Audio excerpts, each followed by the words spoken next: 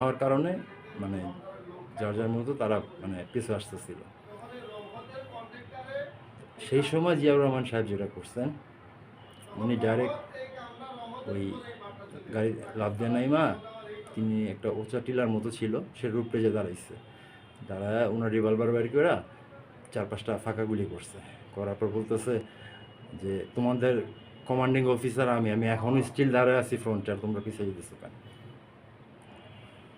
তো এই অবস্থা যখন দেখছে যে আরে আমাদের কমান্ডিং অফিসার আসলেও তো আপনার ফ্রন্টে আছে এবং উনি যে পজিশনে আছে মানে তার থেকে অনেক দূরে মোটামুটি আমাদের যোদ্ধারা চলে গেছে,